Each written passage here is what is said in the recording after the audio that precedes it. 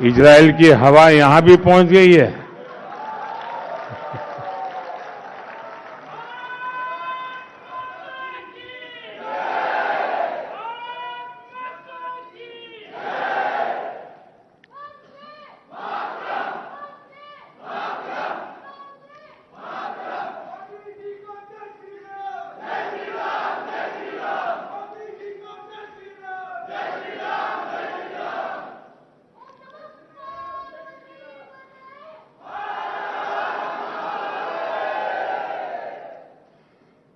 नमस्कार।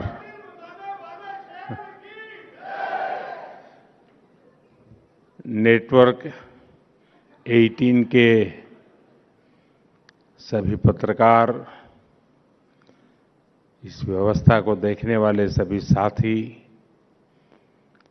यहां उपस्थित सभी महानुभाव, देवी और सज्जनों, आप सभी राइजिंग भारत की चर्चा कर रहे हैं और इसमें स्ट्रेंथ विद इन पर आपका जोर है। यानी साधारण शब्दों में कहूं तो देश के अपने खुद के सामर्थ्य पर आपका फोकस है। और हमारे यहां तो शास्त्रों में कहा गया है तत्वम असि, यानी जिस ब्रह्म की खोज में हम निकले हैं वो हम ही हैं, वो हमारे भीतर ही है। जो सामर्थ्य हमारे भीतर है उसे हमें पहचानना है। बीते 11 वर्षों में भारत ने अपना वही सामर्थ्य पहचाना है और इस सामर्थ्य को सशक्त करने के लिए आज देश निरंतर प्रयास कर रहा है। साथियों, सामर्थ्य किसी देश में अचानक पैदा नहीं होता। सामर्थ्य पीढ़ियों में बनता है। वो ज्ञान से, परंपरा से, परिश्रम से और अनुभव से निखरता है। लेकिन इतिहास के एक लंबे कालखंड में गुलामी की इतनी शताब्दियों में हमारे सामर्थ्यवान होने की भावना को ही हीनता से भर दिया गया था। दूसरे देशों से आयातित विचारधारा ने समाज में कूट कूट कर ये भर दिया था कि हम अशिक्षित हैं और अनुगामी यानी फॉलोवर हैं। हमारे यहां ये भी कहा गया है, यादशी भावना यश सिद्धिर्भवति त्यादशी, यानी जैसी जिसकी भावना होती है उसे वैसी ही सिद्धि प्राप्त होती है। जब भावना में ही हीनता थी तो सिद्धि भी वैसी ही मिल रही है। हम विदेशी तकनीक की नकल करते थे, विदेशी मोहर का इंतजार करते थे। ये वो गुलामी थी जो राजनीतिक और भौगोलिक से ज्यादा मानसिक गुलामी थी। दुर्भाग्य से आजादी के बाद भी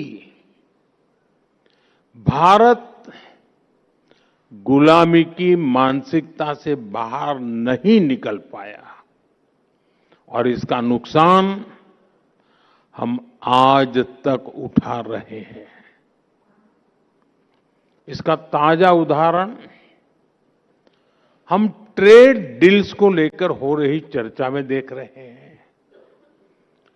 कुछ लोग चौंक गए हैं कि अरे ये क्या हो गया, कैसे हो गया?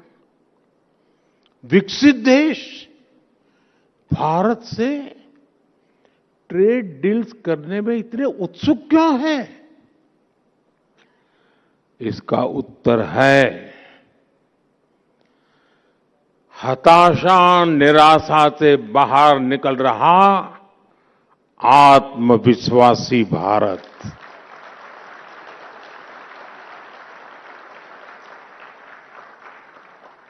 अगर देश आज भी 2014 से पहले वाली निराशा में होता, फ्रेजाइल 5 में गिना जाता, पॉलिसी पैरालिसिस से गिरा होता, अगर ये हाल होते तो कौन हमारे साथ ट्रेड डील्स करता? अरे हमारी तरफ देखता भी नहीं। लेकिन साथियों, बीते 11 वर्षों में देश की चेतना में नई ऊर्जा का प्रवाह हुआ है।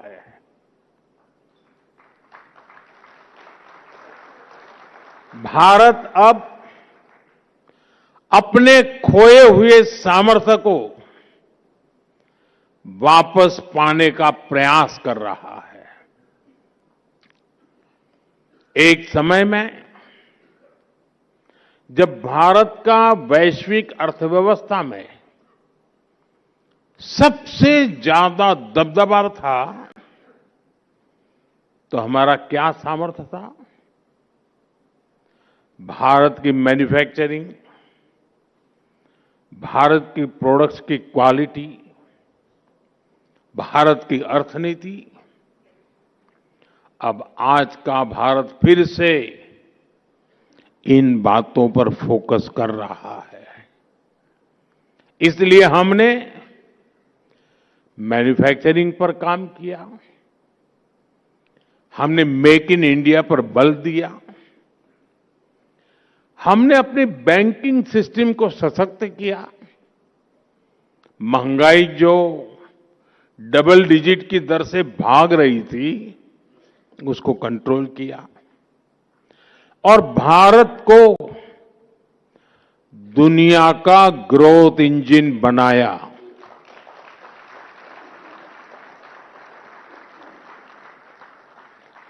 भारत का यही सामर्थ्य है कि दुनिया के विकसित देश सामने से भारत के साथ ट्रेड डील करने के लिए खुद आगे आ रहे हैं।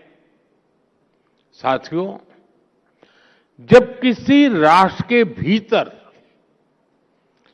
छिपी हुई उसकी शक्ति जागती है तो वह नई उपलब्धियां हासिल करता है। मैं आपको कुछ और उदाहरण देता हूं।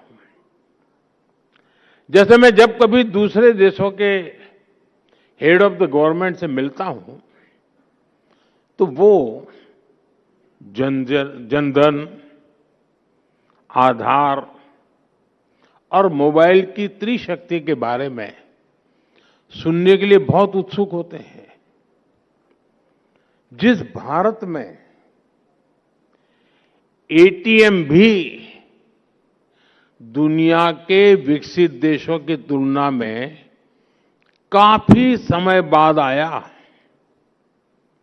उस भारत ने डिजिटल पेमेंट सिस्टम में ग्लोबल लीडरशिप कैसे हासिल कर ली, जहां पर सरकारी मदद की लीकेज को कड़वा सच मान लिया गया था, वो भारत डीबीटी के जरिए 24 लाख करोड़ रुपए यानी 24 ट्रिलियन रुपीज कैसे लाभार्थियों को भेज पा रहा है।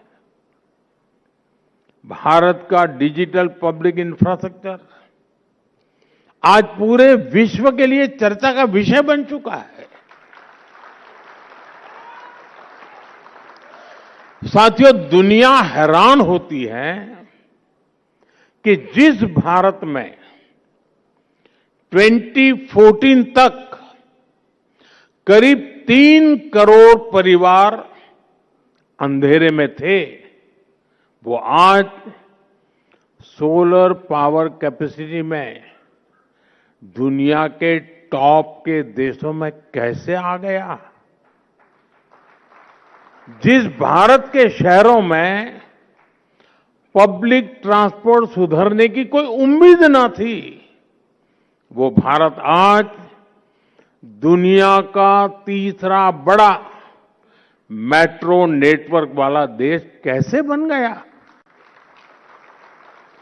जिस भारत के रेलवे की पहचान सिर्फ लेट लतीफी और धीमी रफ्तार से होती थी, वहां वंदे भारत, नमो भारत ऐसी सेमी हाई स्पीड कनेक्टिविटी कैसे संभव हो पा रही है। साथियों, एक समय था जब भारत नई टेक्नोलॉजी का सिर्फ और सिर्फ कंज्यूमर था। आज भारत नई टेक्नोलॉजी का निर्माता भी है और नए मानक भी स्थापित कर रहा है। और ऐसा इसलिए हुआ है क्योंकि हमने अपने सामर्थ्य को पहचाना है। जिस स्ट्रेंथ विद इन की आप चर्चा कर रहे हैं, ये उसका ही उदाहरण है। साथियों, जब हम गर्व से आगे बढ़ते हैं तो दुनिया हमें जिस नजर से देखती रही है वो नजर भी बदली है। आप याद कीजिए, कुछ साल पहले तक दुनिया में ग्लोबल मीडिया में भारत के किसी इवेंट की कितनी कम चर्चा होती थी। भारत में होने वाले इवेंट्स को उतनी तवज्जो ही नहीं दी जाती थी। और आज देखिए, भारत जो करता है, जो एक्शन यहां होता है, उसका वैश्विक विश्लेषण होता है। एआई समिट का उदाहरण आपके सामने है, इसी भवन में हुआ है। एआई समिट में 100 से ज्यादा देश शामिल हुए। ग्लोबल नॉर्थ हो या फिर ग्लोबल साउथ, सभी एक साथ एक ही जगह एक टेबल पर बैठे। दुनिया के बड़े बड़े कॉरपोरेशंस हो या फिर छोटे छोटे स्टार्टअप, सभी एक साथ जुटे। साथियों, अब तक जितनी भी औद्योगिक क्रांतियां आई है, उनमें भारत और पूरा ग्लोबल साउथ सिर्फ फॉलोअर रहा है। लेकिन आर्टिफिशियल इंटेलिजेंस के इस युग में भारत निर्णयों में सहभागी भी है और उन्हें शेप भी कर रहा है। आज हमारे पास खुद का एआई स्टार्टअप इकोसिस्टम है। डेटा सेंटर में निवेश करने की ताकत है और एआई डेटा को स्टोर करने के लिए, प्रोसेस करने के लिए जिस पावर की सबसे ज्यादा जरूरत है, उस पर भी भारत तेजी से काम कर रहा है। हमने न्यूक्लियर पावर सेक्टर में जो रिफॉर्म किया है, वो भी भारत के एआई इकोसिस्टम को मजबूती देने में मदद करेगा। साथियों, एआई समिट का आयोजन पूरे भारत के लिए गौरव का पल था, लेकिन दुर्भाग्य से देश की सबसे पुरानी पार्टी ने देश के इस उत्सव को मैला करने का प्रयास किया। विदेशी अतिथियों के सामने कांग्रेस ने सिर्फ कपड़े नहीं उतारे, बल्कि इसने कांग्रेस के वैचारिक दिवालियेपन को भी एक्सपोज कर दिया है। जब नाकामी की निराशा, हताशा मन में हो और अहंकार सिर चढ़कर बोलता हो, तब देश को बदनाम करने की ऐसी सोच सामने आती है। जाहिर है, कांग्रेस की इस हरकत से देश में गुस्सा है। इसलिए इन्होंने अपने पाप को सही ठहराने के लिए महात्मा गांधी जी को आगे कर दिया। कांग्रेस हर बार ऐसा ही करती है। जब अपने पाप को छुपाना हो तो कांग्रेस बापू को आगे कर देती है, और जब अपना गौरवगान करना हो तो एक ही परिवार को सारा क्रेडिट दे देती है।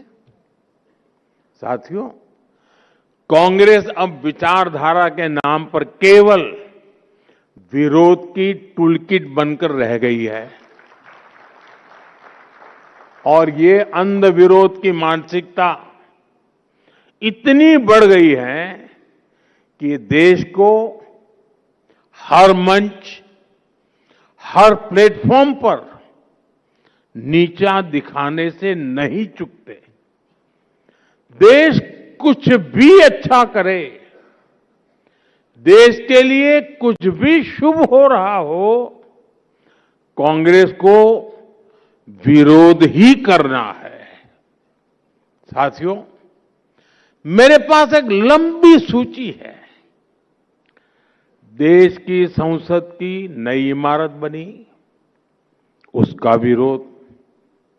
संसद के ऊपर अशोक स्तंभ के शेरों का विरोध। अब जिनके बब्बर शेर सामान्य नागरिकों के जूते खा करके भाग रहे थे,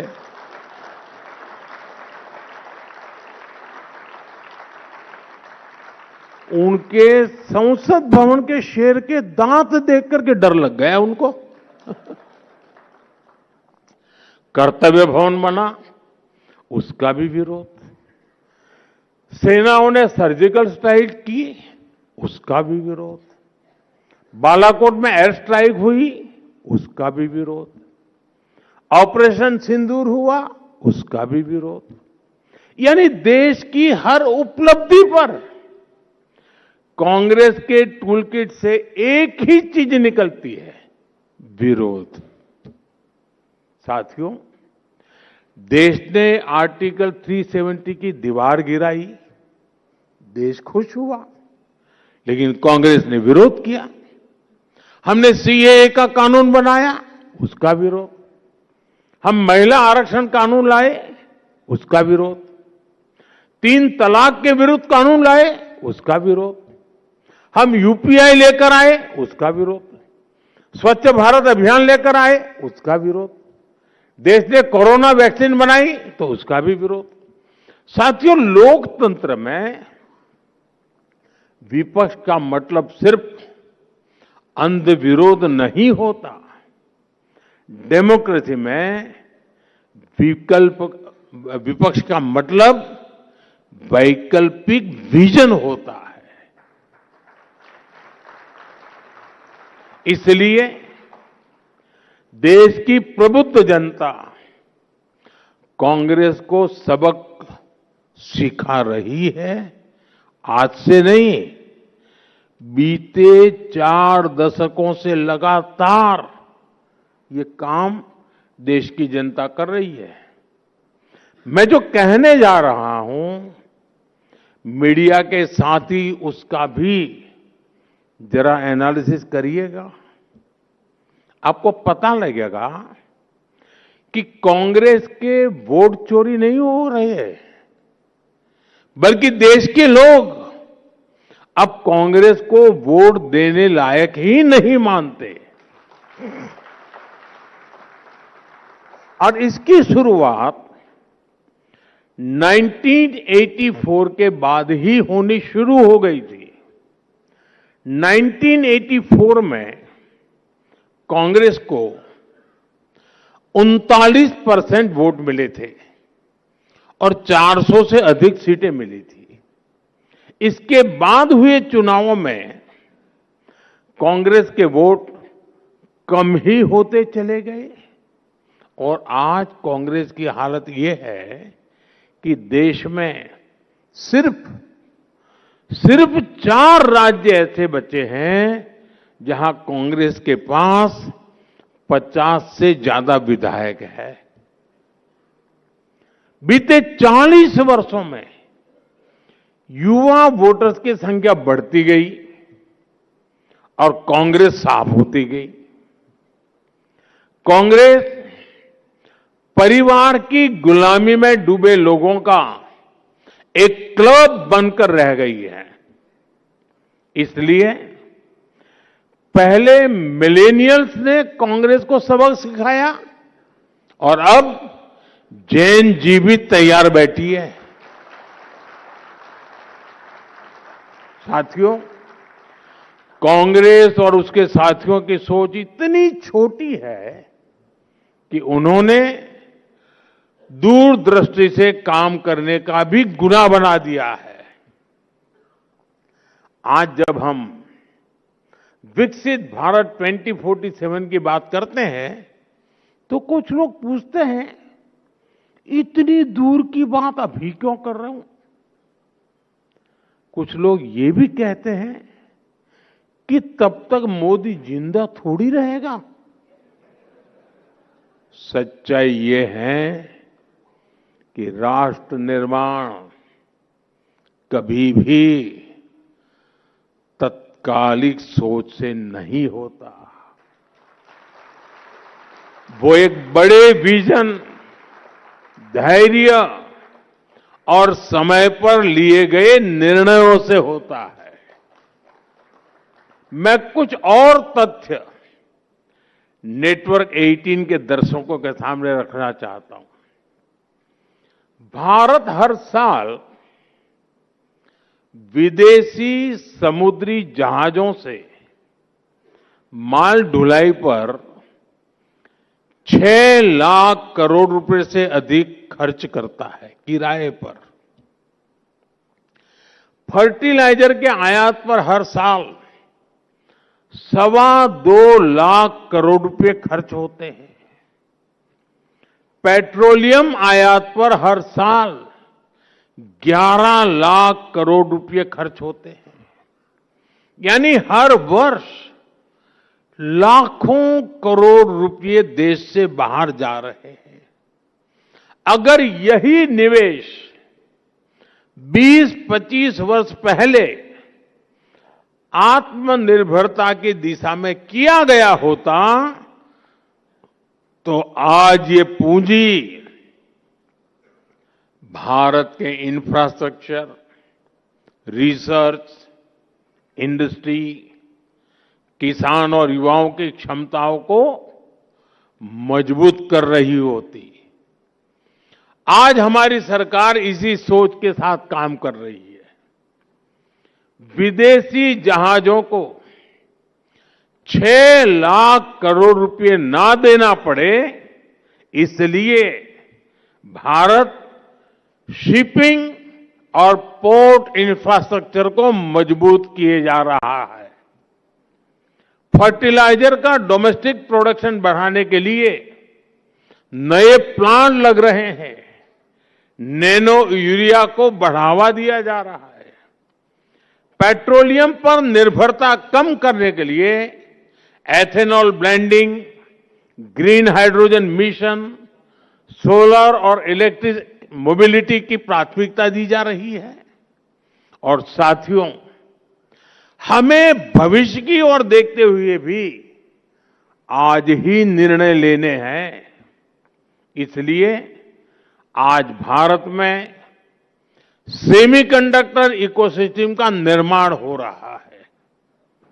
रक्षा उत्पादन में, मोबाइल मैन्युफैक्चरिंग में, ड्रोन टेक्नोलॉजी में, क्रिटिकल मिनरल सेक्टर में और उसमें निवेश आने वाले दशकों की आर्थिक सुरक्षा की नींव है। 2047 का लक्ष्य कोई राजनीतिक नारा नहीं है। यह उस ऐतिहासिक भूल को सुधारने का संकल्प भी है जहां कांग्रेस की सरकारों के समय कई क्षेत्रों में समय रहते निवेश नहीं किया। आज अगर हम खुद स्वदेशी जहाज, स्वदेशी शिप बनाएंगे, खुद एनर्जी का प्रोडक्शन करेंगे, खुद नई टेक्नोलॉजी डेवलप करेंगे, तो आने वाली पीढ़ियां इंपोर्ट की बोझ की नहीं, एक्सपोर्ट की क्षमता पर चर्चा करेगी। राष्ट्र की प्रगति आज की सुविधा से नहीं, कल की तैयारी से तय होती है।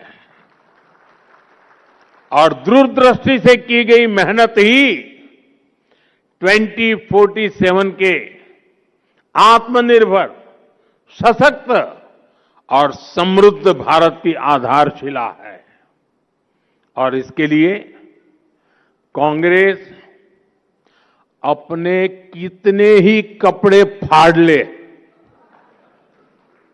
हम निरंतर काम करते रहेंगे। साथियों, राष्ट्र निर्माण की,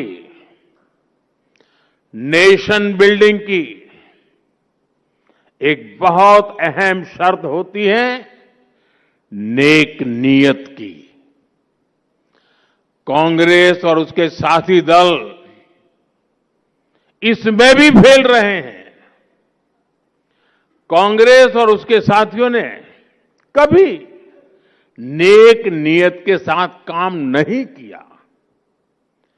गरीब का दुख, उसकी तकलीफ से भी इन्हें कोई वास्ता नहीं है। जैसे बंगाल में आज तक आयुष्मान भारत योजना लागू नहीं हुई। अगर नेक नीयत होती तो क्या गरीबों को 5 लाख रुपए तक का मुफ्त इलाज देने वाली इस योजना को बंगाल में रोका जाता क्या? नहीं। आप भी जानते हैं कि देश में पीएम आवास योजना के तहत गरीबों के लिए पक्के घर बनवाए जा रहे हैं। नेटवर्क 18 के दर्शकों को मैं एक और आंकड़ा देता हूं। तमिलनाडु के गरीब परिवारों के लिए करीब 9.5 लाख पक्के घर अलॉट किए गए हैं। 9.5 लाख। लेकिन इनमें से 3 लाख घरों का निर्माण अटक गया है। क्यों? क्योंकि डीएमके सरकार गरीबों के इन घरों के निर्माण में दिलचस्पी नहीं दिखा रही है। इसकी वजह क्या है?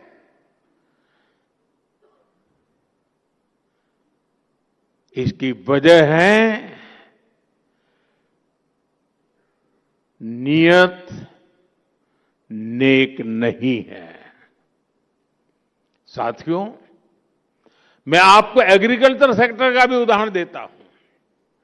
कांग्रेस के समय में खेती किसानी को अपने हाल पर छोड़ दिया गया था। छोटे किसानों को कोई पूछता ही नहीं था। फसल बीमा का हाल बेहाल था। एमएसपी पर स्वामीनाथन कमेटी की रिपोर्ट फाइलों में दबा दी गई थी। कांग्रेस बजट में घोषणाएं जरूर करती थी, लेकिन जमीन पर कुछ नहीं होता था, क्योंकि उसकी नीयत ही नहीं थी। हमने देश के किसानों के लिए नेक नीयत के साथ काम करना शुरू किया और आज उसके परिणाम दुनिया देख रही है। आज भारत दुनिया के बड़े एग्रीकल्चर एक्सपोर्टर में से एक बन रहा है। हमने हर स्तर पर किसानों के लिए एक सुरक्षा कवच बनाया है। पीएम किसान सम्मान निधि के माध्यम से किसानों के खाते में 4 लाख करोड़ रुपए से अधिक जमा किए गए हैं। हमने लागत का 1.5 गुना एमएसपी तय किया और रिकॉर्ड खरीद भी की है। मैं आपको सिर्फ दाल का ही आंकड़ा देता हूं।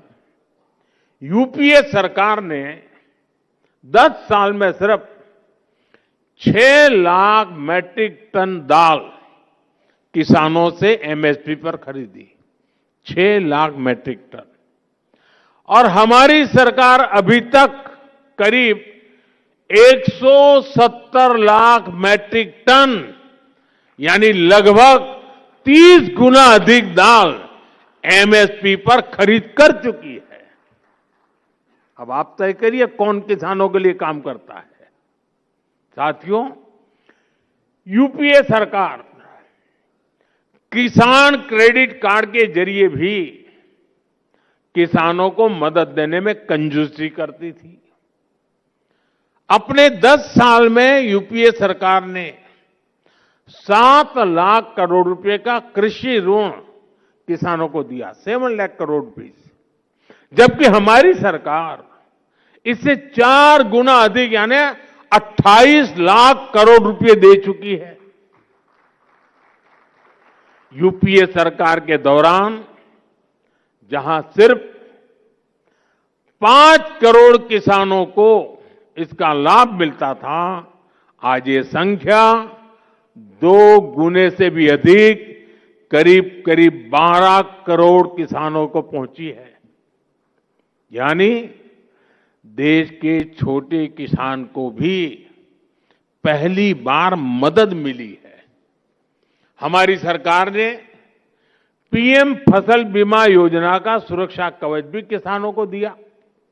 इसके तहत करीब 2 लाख करोड़ रुपए किसानों को संकट के समय मिल चुके हैं।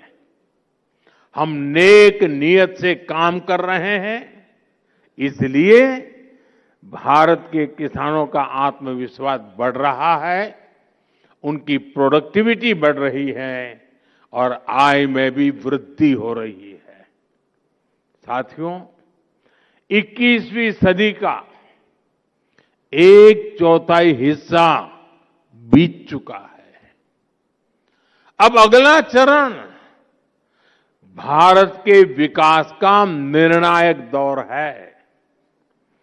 वर्तमान में लिए गए निर्णय ही भविष्य की दिशा तय करेंगे।